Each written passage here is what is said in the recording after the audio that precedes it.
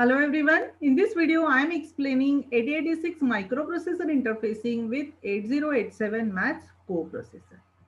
Now we know that 8086 operates in minimum mode and maximum mode. When there is only single processor in the system, we call it as 8086 operating in minimum mode. And when there are multiple processors in the system, then we call it as 8086 is operating in maximum mode. So this 8087 math coprocessor, it is a processor, it is a coprocessor, and that's why when we connect this coprocessor to 8086, in that time 8086 operates in maximum mode, and that's why 0 is connected at this pin because maximum bar is active low. 5 volt is connected to VCC, this is ground, and these are the pins that we use when 8086 operates in maximum mode. Now what do we connect on the left hand side of this 8086? First of all, we'll see how to connect, means connection details of 8086 with 8087, and then we will see how they communicate with each other or how they transmit and receive signals. So on the left hand side, we connect 8284 clock generator IC.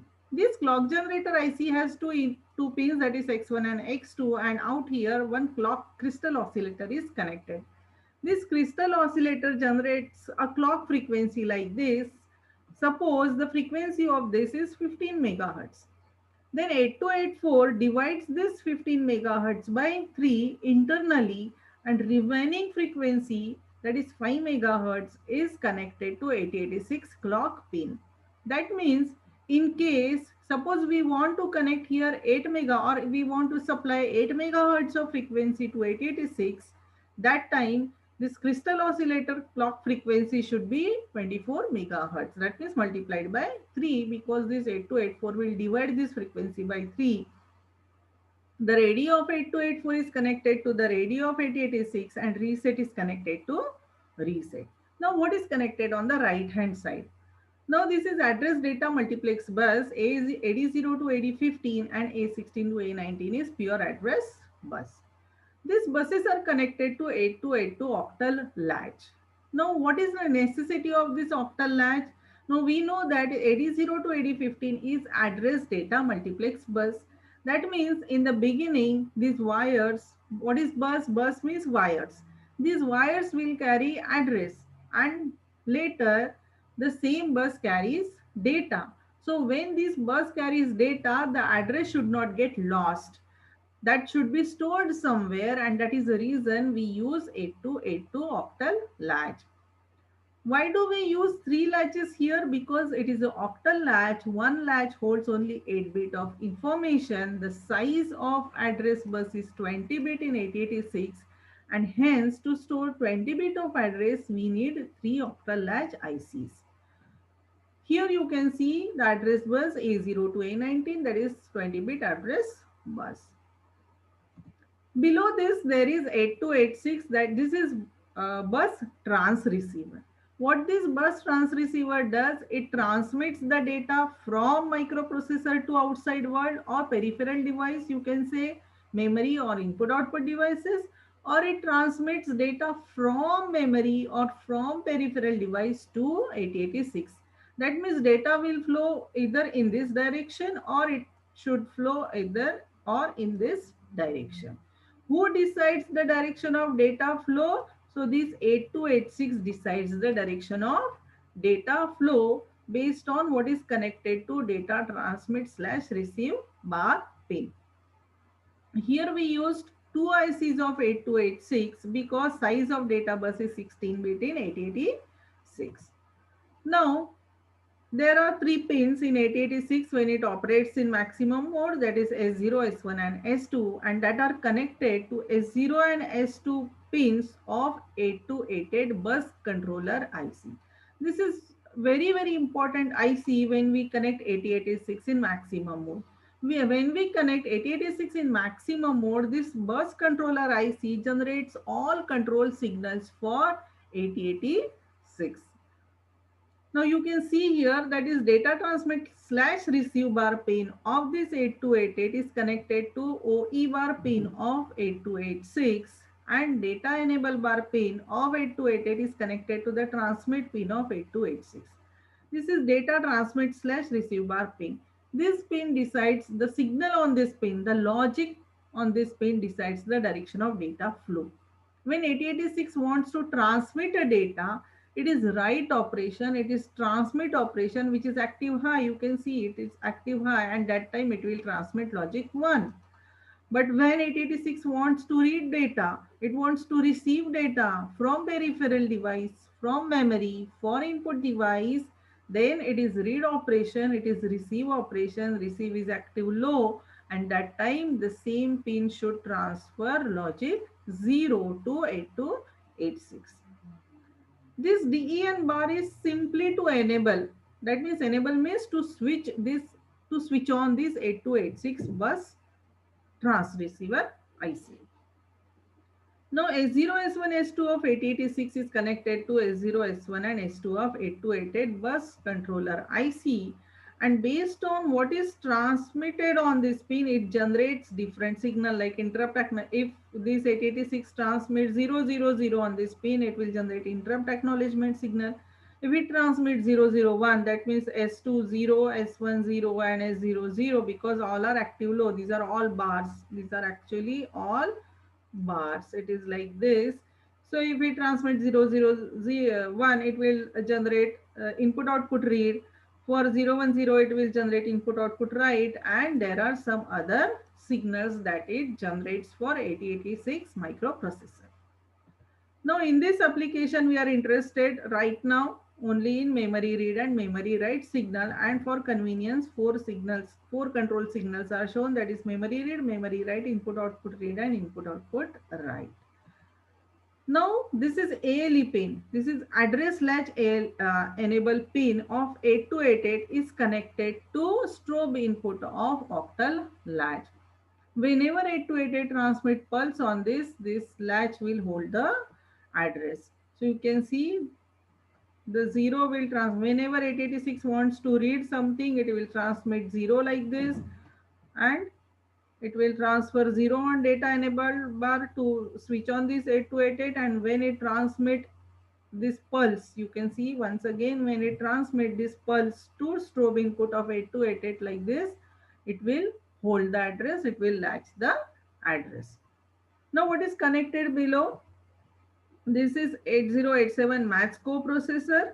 This is maths coprocessor. This is also a processor. It needs ready, clock and reset, and same these three pins are connected to this. You can see here it is written from 8284. That means from same 8284 you have to show these connections like this. Now this is QS0, QS1, that is Q status 0 and Q status 1 pin of 8086 microprocessor, which is connected to QS0 and QS1 of 8087 maths coprocessor. BZ pin of 8087 is connected to the test bar pin of 8086 microprocessor.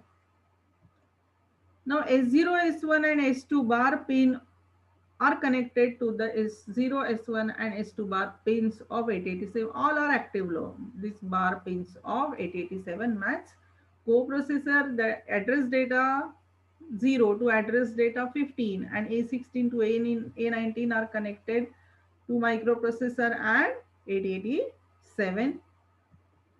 You can see here the interrupt pin of 8087 maths coprocessor is connected to interrupt request pin of 8259 programmable interrupt controller, and INT pin of 8259 is connected to the INTR input of 8086 microprocessor.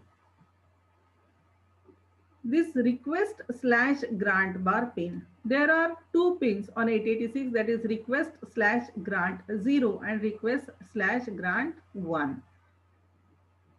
On 8086 also there are two pins, request slash grant 0 and request slash grant 1. For convenience, only one pin connection is shown. If you want to connect another maths coprocessor, you can connect out here. So request slash grant bar pin of 8087 is connected to the same pin of 8086. Both are active low.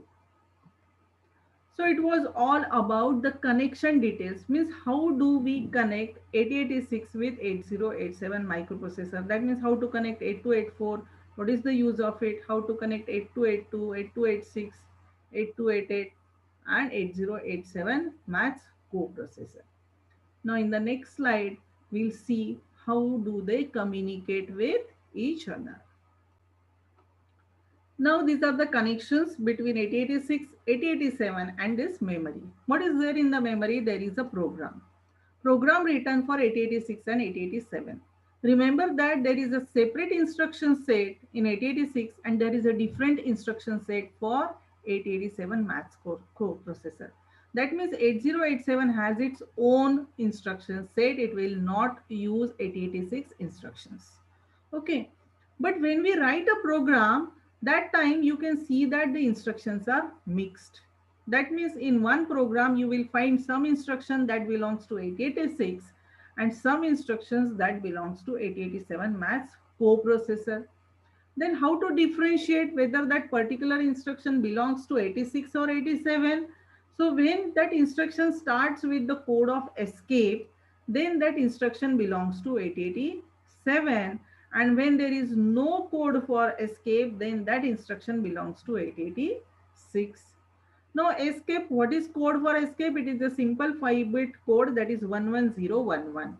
So whenever any instruction starts with 11011, just it indicates that that instruction belongs to 8087 and not 8086.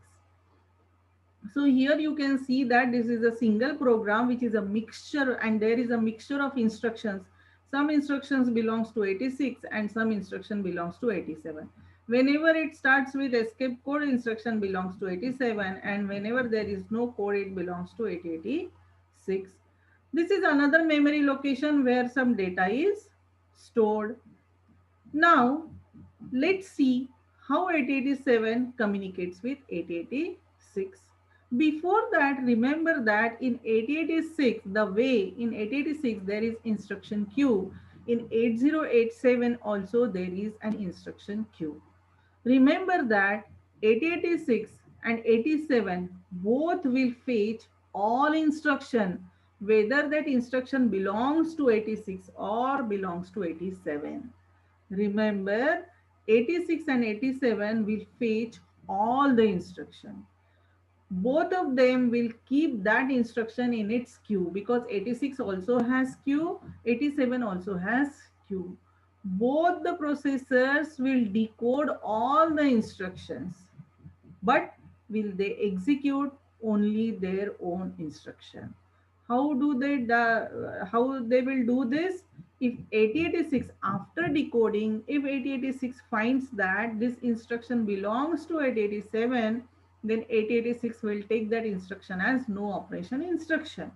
And when 8087 finds, after decoding, if 8087 finds that that particular instruction belongs to 86, it will take that instruction as no operation instruction.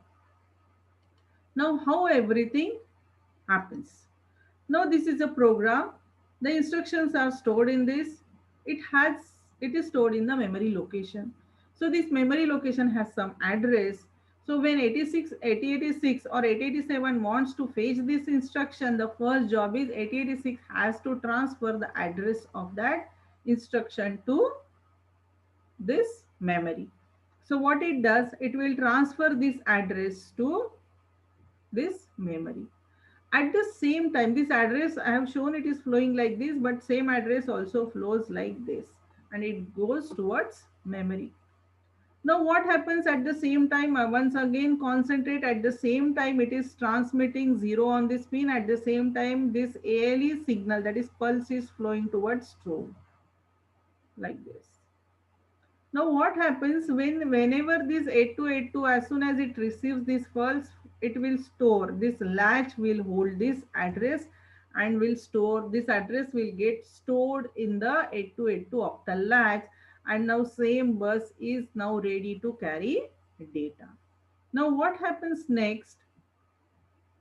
This is since this 8086 wants to read the memory, it is sending 101 combination on S0, S1 and S2 bar pin to 8288, and 8288 based on this combination 8288 send this logic 0 on memory read bar pin. Actually it is opcode fetch. Before that, this 8288 will send data enable bar pin logic 0 on data enable bar pin to 8086 just to switch on this 8286 so that it can receive and transmit data. Now 8288 will transmit this logic 0 on memory read bar pin. As soon as memory receives this, it will transfer instruction 1. Now you can see the instruction 1 will get saved in 8086 instruction queue, as well as it will also get stored in 8087 instruction queue, because both has instruction queue. Now instruction 1 is with 87, it is with 86, both will decode that instruction.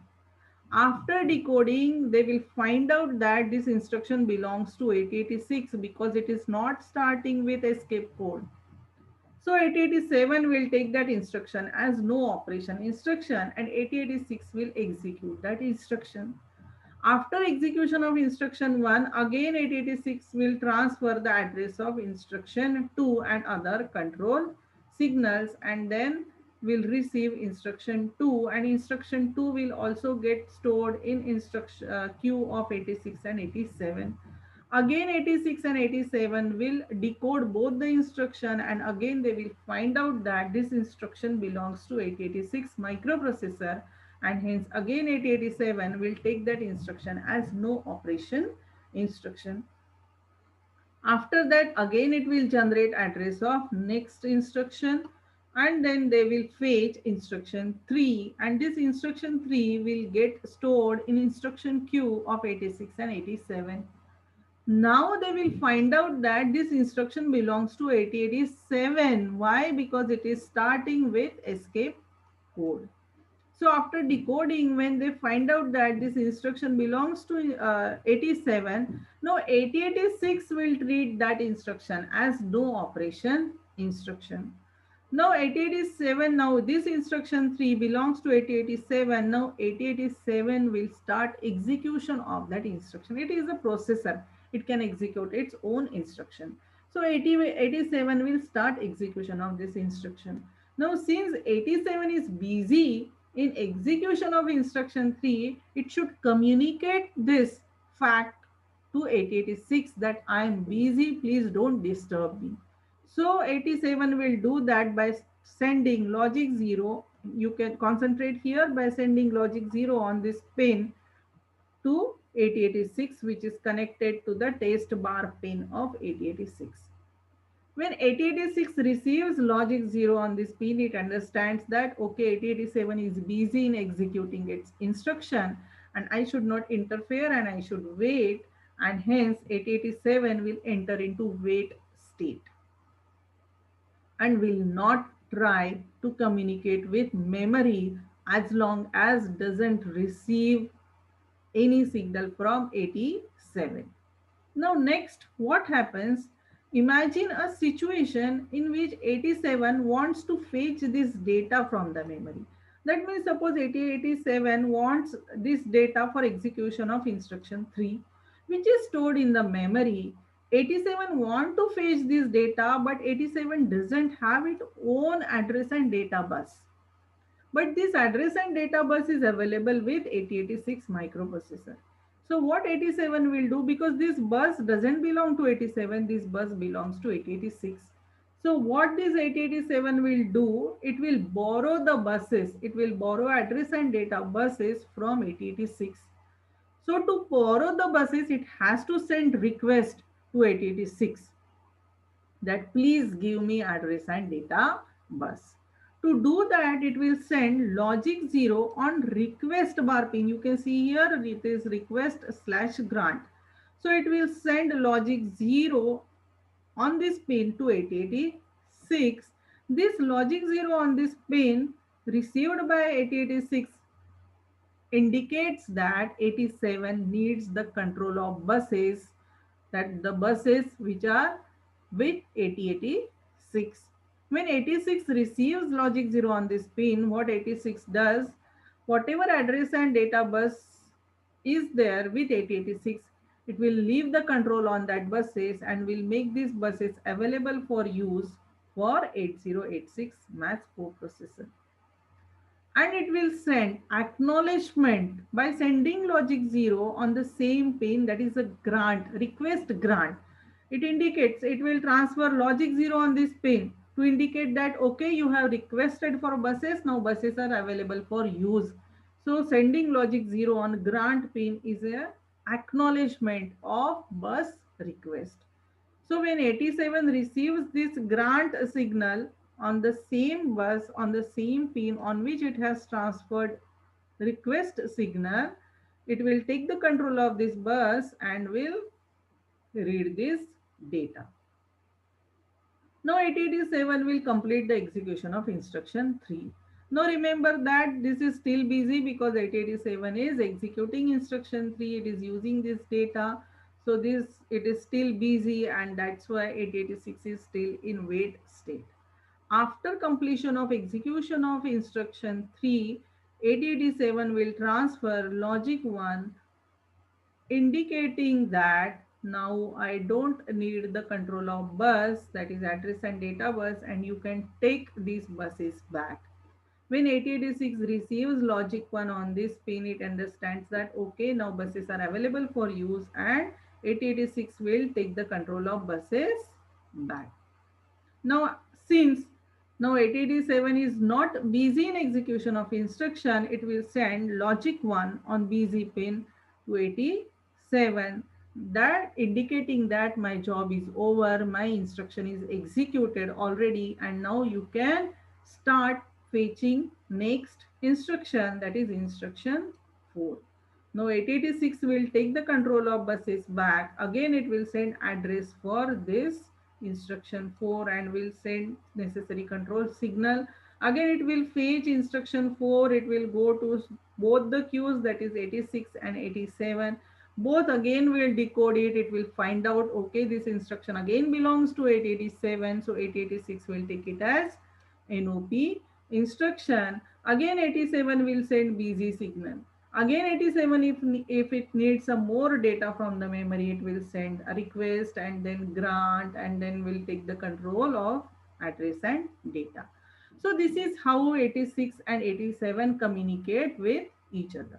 There is very systematic communication between 86 and 87, that is 8086 microprocessor and 8087 maths coprocessor. There is no miscommunication, there is no error, there is no wrong signal sending and receiving.